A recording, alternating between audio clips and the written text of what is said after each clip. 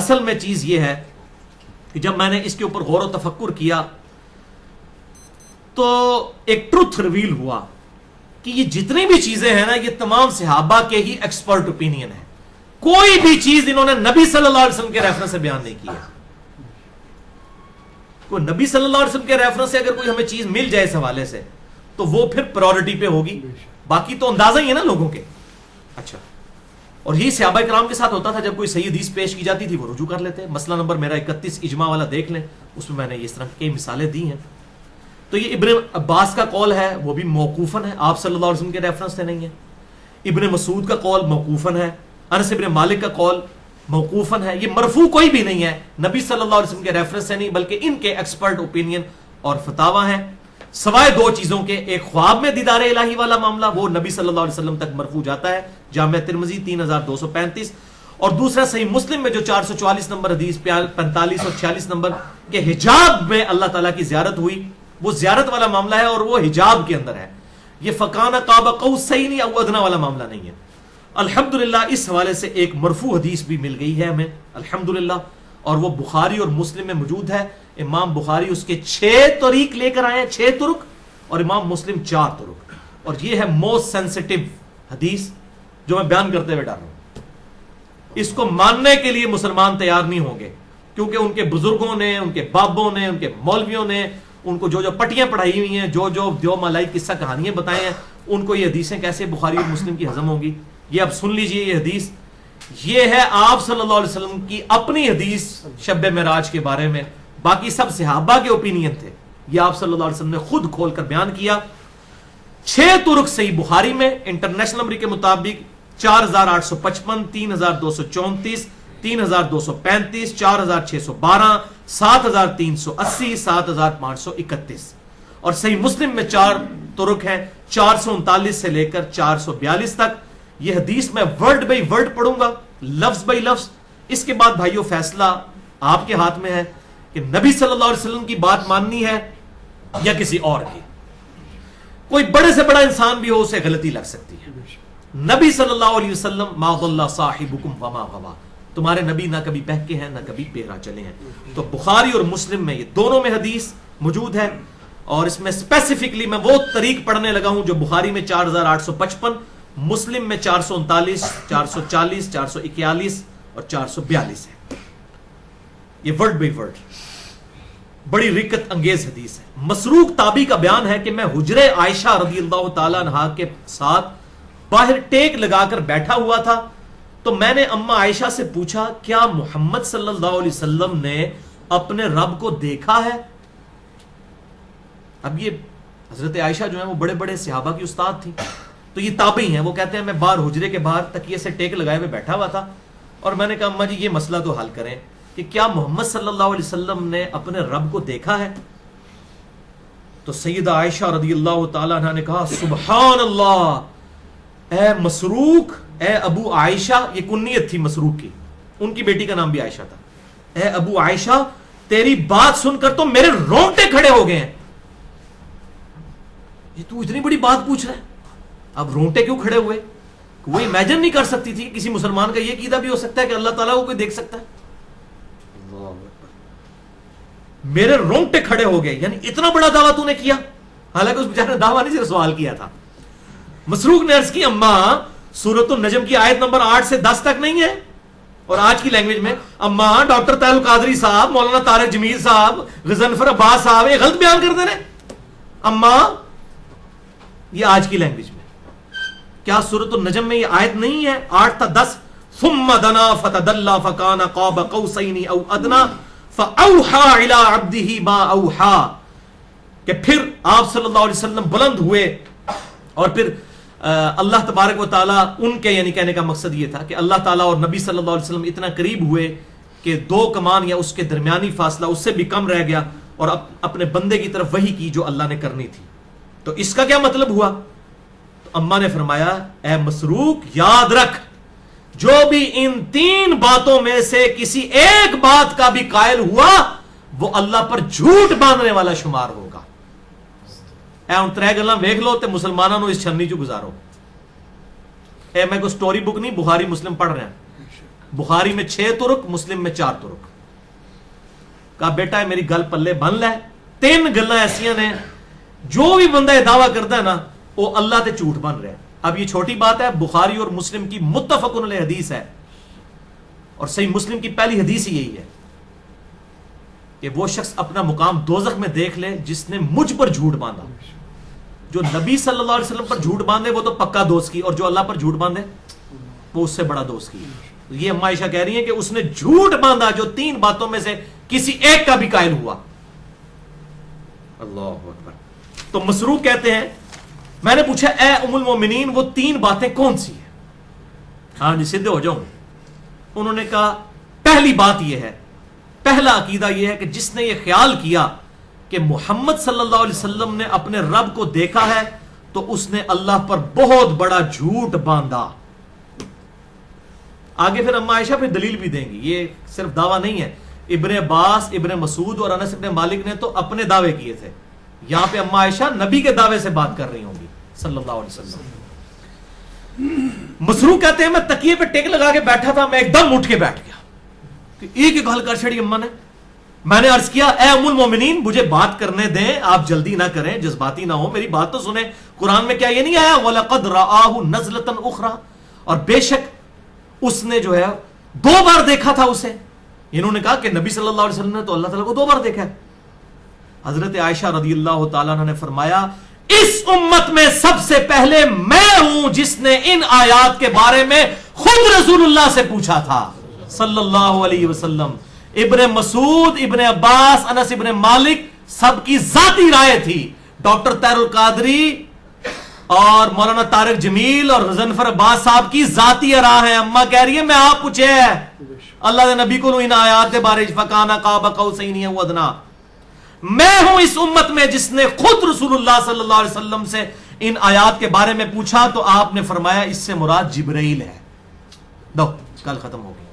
اللہ اکبر کبیرہ والحمدللہ کثیرہ وسبحان اللہ بکرۃ واصیلا. میں نے جبرائیل کو 2 مرتبہ دیکھا ان کی اصلی شکل میں جن کا ذکر سورۃ النجم کے اندر آیا. وہ آسمان سے اتر رہے تھے اور ان کے وجود کی بڑائی نے آسمان سے زمین تک کو گھیر رکھا تھا. اور پھر اما عائشہ نے کہا یہ تو اللہ کے نبی کی بات میں نے تمہیں سنائی نا. اب پھر کہا مسروق اور تو قرآن نہیں پڑھتا؟ سورۃ الانعام آیت نمبر 103 لا تدرکہ الابصار وہو یدرک الابصار. آنکھیں اس کا احاطہ کر ہی نہیں سکتی، وہ آنکھوں کا احاطہ کرنے والا ہے. وہو اللطیف الخبیر، اور وہ اللطیف ہے الخبیر ہے. ان برا نہ منیو، شیعہ صحیح کہنے ہیں اس مسئلے سے. شیعہ کا یہی موقف ہے. ویسے ان کے عقائد کے اندر بہت بگاڑ ہے لیکن اس مسئلے میں ان کا موقف ٹھیک ہے. بخاری اور مسلم کے مطابق ہے کہ اللہ تعالیٰ کو ان آنکھوں سے نہیں دیکھا جا سکتا. اور اما عائشہ نے وہ آیت کوٹ کی، اللہ کے نبی سے بھی پوچھا صلی اللہ علیہ وسلم. اور یہاں پر بھی جو الحمدللہ اہل سنت کے ہاں جو اہل علم لوگ ہیں ان کا یہی نظریہ ہے.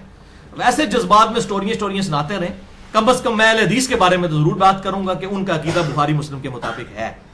باقی جو دیوبند بریلوی ہیں وہ تو آپ کو پتہ زیادہ تر سٹوریوں کے اوپر ہی چل رہے ہیں. تو اہل سنت میں سے اہل حدیث اور اہل تشیع کا بھی یہی موقف ہے اس حوالے سے. اچھا، اور پھر اما عائشہ نے ایک اور آیت پڑھ دی. اللہ اکبر. وہ کہتے ہیں کہ مسروق تو نے قرآن میں یہ آیت نہیں پڑھی؟ سورہ شورى آیت نمبر 51 وما كان لبشر ان يكلمه الله الا وحيا. کسی انسان کی یہ شان ہی نہیں ہے کہ اللہ تعالیٰ اس سے کلام کر سکے سوائے یہ کہ اس کے دل پر وحی کرے. نمبر 1. نمبر 2 او من وراء حجاب، یا پردے میں اس سے گفتگو کرے. نمبر 3 او یرسل رسولا، یا اس کی طرف کوئی فرشتہ بھیج دے. فیوحی باذنہ ما یشاء، پھر اللہ جو وحی کرے اس اذن کے ساتھ اللہ تعالیٰ اس بندے اس رسول کے ذریعے جو وحی کرے اس فرشتے کے ذریعے. انہ علی حکیم، بے شک وہ بہت بلند اور حکمت والا ہے. بہت بلند ہے اور اس کی حکمت کا تقاضا ہے. اما نے کہا کہ 3 مواڈی تو وحی کے آئے ہیں سورہ الشورى آیت نمبر 51 میں کہ یا تو اللہ تبارک و تعالیٰ دل پہ وحی کرے گا، یا پردے میں گفتگو کرے گا، اور یا پھر فرشتہ بھیجے گا. پھر کہا مسروق دوسرا عقیدہ جو اللہ پر جھوٹ باندھنے والا ہے، اگر کوئی شخص یہ کہے کہ رسول اللہ صلی اللہ علیہ وسلم نے اللہ کی کتاب میں سے کچھ حصہ چھپا لیا تھا اور کچھ بیان کر دیا، جو صوفیاء بھی کہتے ہیں نا جی کچھ چیزاں آپ نے عوام نو دسیاں نے، کچھ خاص نو سینہ بسینہ دسیاں نے. یہ بھی سیدھا سیدھا ماں عائشہ نے کہے دوسکی نے سارے جنہاں دا عقیدہ ہے سینہ بسینہ سینہ بسینہ، جو صوفیاء کے ہاں بھی ہے اور رافضیوں اہل تشیعوں کے ہاں بھی یہ بد عقیدگی آئی ہوئی ہے کہ سینہ بسینہ، جی قرآن کے ظاہری الفاظ کچھ اور ہیں اندر کچھ اور ہوتا ہے، تو کہا یہ جھوٹا ہے، اللہ پر جھوٹ باندھنے والا ہے، بولے اعوذ باللہ تعالی۔ انہی پہ میں نے لادہ لیکچرز بھی دیے ہیں، وہ میں اینڈ پہ اس پہ حوالہ بھی دے دیتا ہوں۔ تو وہ اللہ اور اس کے رسول پر جھوٹ باندھتا ہے جو کہتا ہے۔ پھر کہا کہ تو نے قرآن نہیں پڑھا، سورۃ المائدہ آیت نمبر 67، اماں تو قرآن کے بغیر بات ہی نہیں کرتی تھی۔ یا ایھا الرسول بلغ ما انزل الیک من ربک، اے اللہ کے رسول ہر وہ بات پہنچا دیجئے اس تمام لوگوں تک جو آپ کے رب نے آپ پر وحی کی ہے۔ وَإِن لَّمْ تَفْعَلْ، اور اگر آپ نے ایسا نہ کیا، فَمَا بَلَّغْتَ رِسَالَتَهُ، تو آپ نے رسالت کا حق نہیں ادا کیا۔ اگر آپ نے کوئی بات کا خاص لوگوں کو بتائی، کچھ عام لوگوں کو چھپا لی کوئی بات، تو آپ بھی رسالت کے حق ادا کرنے والے۔ ایسا کیسے ہوتا ہے؟ وہ تو قرآن میں واضح ہے، وما ہوا علی الغیب بضنین، نبی صلی اللہ علیہ وسلم غیب کی خبریں دینے میں کوئی بخل نہیں کرتے۔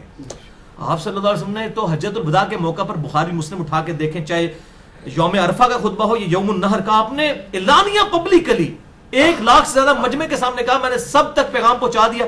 کسی نے کہا یا رسول اللہ میری منو جڑی خاص گلاں تسی دسیاں نے جڑی سینہ بسینہ ٹرنیاں نے بعد وچ تصوف وچ اور رافضیت وچ، او میں دس دے پبلک نو، اجازت ہے؟ سب نے کہا پہنچا دیا۔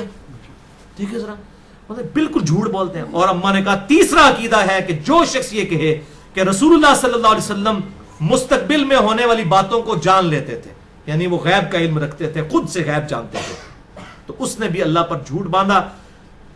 کیا تم نے قرآن نہیں پڑھا؟ سورۃ النمل آیت نمبر 65، قل لا يعلم من في السماوات والارض الغیب الا اللہ، اے محبوب صلی اللہ علیہ وسلم فرما دیجئے کہ زمین و آسمان میں جو غیب ہے وہ اللہ کے سوا کوئی نہیں جانتا۔ لو جی، انا للہ و انا الیہ راجعون۔ اما نے تو 4 تکبیراں پڑھ کے نا اے سارے بد عقیدہ لوگوں کو دفنا چھڑیا جائے جن کے یہ تینوں میں سے کوئی ایک بھی عقیدہ ہے۔ اور یہ جناب الحمدللہ عقیدہ کھول کر واضح کر دیا۔ بل اس کی تفصیل میں اگر جاؤں تو گھنٹوں چاہیے۔ 5 لیکچرز ہیں۔ مسئلہ نمبر 6A علم الغیب سے متعلق، 6B الہام اور کشف سے متعلق، 55A علم لدنی اور صوفیاء کے نظریات کے متعلق، 55B وصی رسول کون ہے اور حدیث قرطاس سے متعلق، اور مسئلہ نمبر 39 علم وحی اور علم سائنس اور ان کا دائرہ کار۔ یہ ہے الحمدللہ 5 لیکچرز جس میں میں نے ڈیٹیل سے بیان کیا۔ اب اینڈ پر میں اپنی گفتگو کو کنکلوڈ کر لوں تاکہ ڈاکٹر طاہر القادری صاحب ہوں یا مولانا طارق جمیل صاحب ہوں یا غضنفر عباس صاحب یا اور بھی کوئی علماء ہے وہ پبلک کو دھوکہ نہ دے سکیں۔ آج کی گفتگو سے ہمارے 5 نتائج کنکلوژنز کتاب و سنت کی دلائل کی روشنی میں میری اپنی ذاتی اختراع وہ حاصل ہوئے ہیں۔ کنکلوژن نمبر 1، اس دنیا میں کسی بھی مخلوق کے لیے ممکن نہیں ہے کہ وہ اللہ تعالیٰ کو دیکھ سکے، یہ ناممکن ہے جاگتی آنکھوں سے۔ نمبر 2، آخرت میں تمام اہل ایمان کو اللہ تعالیٰ کا دیدار نصیب ہوگا، لیکن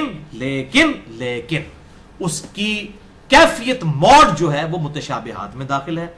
کنکلوژن نمبر 3، اس دنیا میں صرف ایک ہستی ہے کہ جسے خواب میں اللہ تعالیٰ کی زیارت ہوئی، اس کے علاوہ کسی کو نہیں ہو سکتی، نہ کسی پیغمبر کو اور نہ کسی غیر پیغمبر کو، اور وہ ہمارے محبوب صلی اللہ علیہ وسلم کی مبارک ذات ہے۔ نہ حضرت موسیٰ علیہ السلام کو خواب میں زیارت ہوئی، نہ امام ابو حنیفہ کو، نہ بازید بستامی کو۔ ایسا دعویٰ رکھنا بالکل کتاب و سنت کے خلاف ہے۔ کنکلوژن نمبر 4، صحابہ کرام علیہم رضوان میں ایسے لوگ موجود تھے کہ جن کا یہ عقیدہ تھا کہ اللہ تعالیٰ کہ محبوب صلی اللہ علیہ وسلم نے شب معراج اللہ تعالیٰ کو دیکھا ہے، لیکن دل کی آنکھوں سے، ان سر کی آنکھوں سے ان کا بھی عقیدہ نہیں تھا، اور دل کی آنکھوں سے بھی حجاب کے ساتھ، وہ میں نے سارا بیان کر دیا۔ لہٰذا یہ عقیدہ بھی اگر کوئی رکھتا ہے ہم اسے بد عقیدہ نہیں کہیں گے، ہم صرف یہ کہیں گے کہ یہ عقیدہ جو ہے یہ مضبوط نہیں ہے، آپ صلی اللہ علیہ وسلم سے انڈورس نہیں ہے۔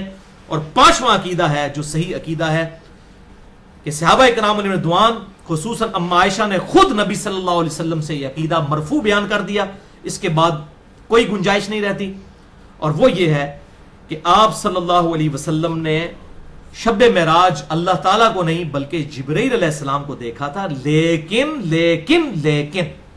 اللہ اور رسول کی ملاقات ہوئی ہے شب معراج، جیسا کہ اس کی شان کے لائق ہے، ملاقات ہوئی ہے، اور وہ انشاءاللہ میں اس کے اوپر کنکلوڈ بھی کر دوں گا۔ لہٰذا اس کو کوئی گستاخی والا عقیدہ نہیں۔ اب اس کی ٹیکنیکل ریزن بھی سمجھ لیں آپ، میں آپ کو بتا دوں۔ دیکھیں میں نے پہلے شروع میں ایک آیت پڑھی تھی سورۃ الملک کی آیت نمبر 12، ان الذین یخشون ربہم بالغیب لہم مغفرۃ و اجر کبیر، بے شک جو بغیر دیکھے اپنے رب سے ڈرتے ہیں ان کے لیے ہے مغفرت اور اجر کبیر۔ اگر رب کو دیکھ لیا پھر مغفرت اور اجر کبیر کیسے ہو سکتا ہے؟ ہم میں سے تو کسی نے نہیں دیکھا، تو ہمارا غیب والا ایمان ہے۔ نبی صلی اللہ علیہ وسلم کو اگر اللہ تعالیٰ کی زیارت ہو جاتی تو نبی کے لیے کوئی چیز غیب رہ جاتی تو ان کا اجر کہاں جاتا؟ تو یہ ہے ٹیکنیکل ریزن کہ نبی صلی اللہ علیہ وسلم کے لیے بھی اللہ کی ذات اس حوالے سے غیب ہے کہ آپ صلی اللہ علیہ وسلم نے بھی ڈائریکٹ اللہ تعالیٰ کو نہیں دیکھا، کیونکہ آپ کے لیے بھی مغفرت اور اجر عظیم ہے، تو آپ کے لیے بھی تو کوئی غیبی چیز رہنی چاہیے۔ آپ کو جنت دکھا دی گئی، دوزخ دکھا دی گئی، فرشتے دکھا دیے گئے، ہر چیز دکھا دی گئی، عذاب قبر تک دکھا دیا گیا، آپ کے لیے پھر غیبی چیز کون سی ہوگی کہ جس کی وجہ سے یہ فضیلت حاصل ہوگی؟ تو آپ صلی اللہ علیہ وسلم کی یہ ٹیکنیکل فضیلت ہے کہ یہ والا جو پردہ ہے اللہ تعالیٰ کی زیارت کے اعتبار سے، یہ علم غیب والا پردہ آپ صلی اللہ علیہ وسلم کی مبارک آنکھوں کے ساتھ بھی رہے گا ٹل قیامت تک۔ تو بھائیو، الاسراء والمعراج یعنی زمینی سفر اور آسمانی سفر، یہ انسانیت کی معراج ہے، کیونکہ انسانیت کے ریپریزنٹیٹو امام کائنات سید الاولین والآخرین شفیع المذنبین رحمت للعالمین سیدنا و مولانا امام اعظم محمد رسول اللہ صلی اللہ علیہ وسلم کی مبارک ذات ہے، اور آپ صلی اللہ علیہ وسلم نے شب معراج میں سب سے ہائیسٹ مقام جس پر آپ گئے وہ ہے سدرۃ المنتہا۔ منتہا اردو میں بھی کہتے ہیں انتہا، اینڈ، دی اینڈ۔ سدرۃ المنتہا یہ دی اینڈ ہے، اس سے اونچا اور کوئی مقام نہیں ہے جہاں تک آپ صلی اللہ علیہ وسلم کو لے جایا گیا ہو، اور یہ بخاری اور مسلم دونوں میں موجود ہے۔ اپنی گفتگو کو میں کنکلوڈ کرتے ہوئے وہ 3 حدیثیں بیان کر دیتا ہوں تاکہ یہ اس کے ساتھ ریلیٹڈ ہو جائے۔ صحیح بخاری اور صحیح مسلم کی متفق علیہ حدیث ہے، اور اگر آپ کو شوق ہو تو صحیح مسلم میں 37 حدیث ہیں واقعہ معراج کے اوپر، کتاب الایمان پہلے چیپٹر میں انٹرنیشنل نمبرنگ کے مطابق 411 سے 448 تک، وہ ضرور پڑھیے۔ یہ 3 کرسٹل کلیئر عقیدہ کر دینے والی حدیثیں ہیں سدرۃ المنتہا کے حوالے سے۔ پہلی حدیث بخاری اور مسلم کی متفق علیہ حدیث، بخاری میں 349، مسلم میں 415، کہ آپ صلی اللہ علیہ وسلم نے فرمایا، یہ اٹینٹو ہو جائیں، کنکلوژن ہونے لگی ہے، اس میں سستی نہیں کرنی آپ نے، کہ انبیاء کرام علیہ السلام سے ملاقات کے بعد پھر مجھے اوپر لے جایا گیا، حتیٰ کہ میں اس قدر بلند ہوا کہ میں اس جگہ پر پہنچ گیا جہاں پر قلموں کے لکھنے کی آواز آ رہی تھی۔ یعنی فرشتے نوٹس بنا رہے ہوتے ہیں، اللہ تعالیٰ کی طرف سے وحی آتی ہے، وہ نوٹس بناتے ہیں۔ پھر وہاں پر اللہ تعالیٰ نے مجھے 50 نمازیں فرض کی۔ کوئی ذکر نہیں کہ عرش پر پہنچ گیا، بالکل جھوٹ بولتے ہیں۔ قلموں کے لکھنے کی آواز آ رہی تھی، وہاں پر میں جب پہنچا تو وہاں پر اللہ نے 50 نمازیں فرض کی۔ پھر میں واپس لوٹا اور موسیٰ علیہ السلام سے ملاقات ہوئی، جو ہم نے 126b میں سن لی۔ پھر بار بار آتے جاتے رہے حتیٰ کہ وہ 5 نمازیں رہ گئی۔ اب یہ وہاں کہاں پر ہے جہاں پہ آپ فرما رہے ہیں؟ وہاں پر جہاں قلموں لکھنے کی آوازیں میں نے سنی، وہ صحیح مسلم میں ہے 411 نمبر حدیث، کہ 7ویں آسمان پر میری ابراہیم علیہ السلام سے ملاقات ہوئی۔ وہ بیت المعمور سے ٹیک لگائے بیٹھے تھے، اور بیت المعمور کے بارے میں اسی حدیث میں آتا ہے کہ 70,000 فرشتے روزانہ اس کا طواف کرتے ہیں۔ یہ خانہ کعبہ کے ایگزیکٹ اوپر ہے 7ویں آسمان پہ، اور جو فرشتہ ایک بار آتا ہے اس کی دوبارہ قیامت تک باری نہیں آئے گی۔ یہ صحیح بخاری میں موجود ہے اور صحیح مسلم میں بھی موجود ہے۔ تو صحیح مسلم 411 نمبر حدیث میں یہ آتا ہے کہ پھر مجھے سدرۃ المنتہا تک، دی اینڈ تک لے جایا گیا۔ اس سدرۃ المنتہا وہ ایک بیری کا درخت ہے جس کے ہاتھی کے کانوں کے مانند پتے ہیں اور پھل مٹکوں کی مانند ہے۔ جب اللہ کے حکم نے اس بیری کے درخت یعنی سدرۃ المنتہا کو ڈھانپ لیا تو اس درخت کی حالت بدل گئی، اور کوئی بھی مخلوق میں سے اس درخت کی تعریف نہیں بیان کر سکتا۔ وَأَوْحَى إِلَيَّ مَا أَوْحَى، پھر اس درخت کے موقع پر سدرۃ المنتہا پر اللہ تعالیٰ نے میری طرف وحی کی جو اس نے وحی کرنی تھی، اور مجھ پر 50 نمازیں فرض کی۔ پھر میں واپس موسیٰ علیہ السلام تک آیا، پھر وہ سلسلہ شروع ہو گیا۔ سدرۃ المنتہا کلیئر کٹ ہے۔ ہم ہی کہتے ہیں جناب وہ جی جبرائیل علیہ السلام کہتے ہیں میرے پر سڑ جان گے، میں نے بھی کہہ دیا تھا، میرا رجوع ریکارڈ ہو چکا ہے کوئی بھائی۔ اور پھر اس سے آگے بھی جوڑ دیا کہ ابوبکر صدیق کہتے ہیں جبرائیل رہے تو ہی سیں کہ تو پیچھے رہ گیا، میں ہوتا تو میں نال جاندہ پاویں سڑ جاندہ۔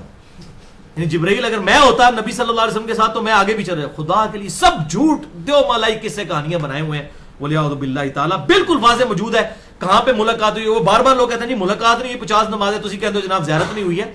بات یہ حجاب میں ملاقات ہوئی ہے, صحیح مسلم آپ نے سن لیا. ملاقات کا کون انکاری ہے؟ مسئلہ ہے آنکھوں سے دیکھنے کا, جو جھوٹ مشہور کیا ہوا ہے. اور سدرۃ المنتہا سے بھی آگے چلے گئے, وہی ہے ہی دی اینڈ ہے. تو آپ صلی اللہ علیہ وسلم نے فرمایا کہ وہاں پر مجھ پر 5 نمازیں, اور اگلی حدیث سنیں گے تو بالکل کلیئر کٹ ہو جائے گی. صحیح مسلم 431 نمبر. ابن مسعود رضی اللہ تعالیٰ عنہ کہتے ہیں جب آپ صلی اللہ علیہ وسلم کو معراج کروائی گئی تو اس کی انتہا سدرۃ المنتہا پر ہوئی. زمین سے اوپر جانے والی ہر شے کی آخری حد یہی ہے.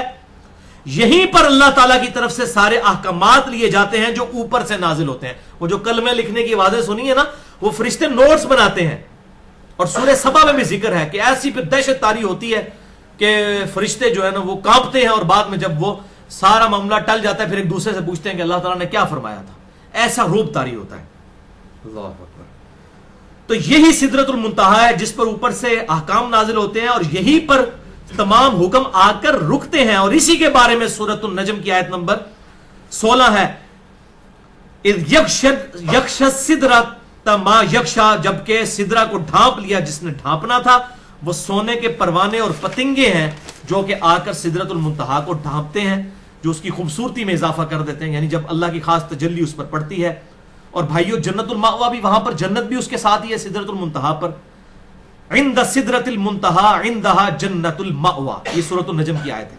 بلکہ صحیح بخاری میں 7517 اور 6581 نمبر حدیث ہے کہ آپ صلی اللہ علیہ وسلم نے سدرۃ المنتہا کے ساتھ ہی جنت میں بھی سیر کی. تو جنت بھی سدرۃ المنتہا پہ. اللہ اکبر, بالکل کلیئر کٹ.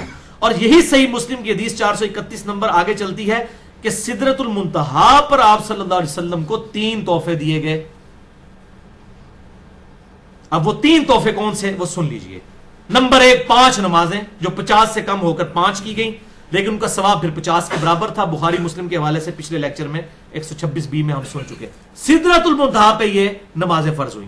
نمبر 2, سورۃ البقرہ کی آخری 2 آیات جن کے بارے میں بخاری اور مسلم میں آتا ہے, جو رات کو سونے سے پہلے پڑھ لے, جو اللہ سے مانگا اس میں دے دیا جائے گا. آمن الرسول بما انزل الیہ من ربہ والمؤمنون, ہر شے سے اسے کافی ہو جائیں گی. اور نمبر 3, دا الٹیمیٹ گفٹ, اور وہ یہ کہ اللہ تعالیٰ نے فرمایا ہے میرے محبوب صلی اللہ علیہ وسلم, تیرا جو کوئی امتی شرک سے بچ کر فوت ہوا اس کے لیے مغفرت کا اعلان ہے. یہ بہت بڑا تحفہ ہے, بہت بڑا تحفہ ہے بھائیو. شرک is the most sensitive issue in the sight of Allah. اللہ کی نگاہ میں سب سے زیادہ حساس معاملہ ہے شرک کا. اسی لیے کیٹاگوریکل مینشن ہے سورہ النساء نمبر 48 اور 116 میں, ان اللہ لا یغفر ان یشرک بہ ویغفر ما دون ذلک لمن یشاء. بے شک اللہ تعالیٰ قیامت والے دن اس گناہ کو کبھی معاف نہیں کرے گا کہ کسی نے دنیا میں شرک کیا ہوا. دنیا میں کر دے گا معاف, اور سورۃ الفرقان میں آیا کہ اس کے گناہ بھی نیکیوں سے بدل دے گا, لیکن آخرت میں معاف نہیں کرے گا.